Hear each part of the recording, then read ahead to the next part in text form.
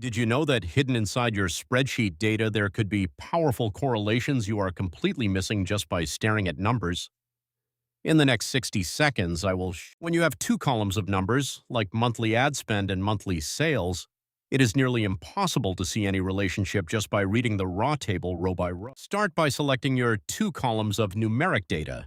In this example, column A contains ad spend and column B contains sales revenue. Click and drag to highlight all the data, including the headers. Once your scatter plot is created, add a trend line to make the correlation undeniable. Right-click any data point on the chart, select Add Trend Line, and choose Linear. Look at that.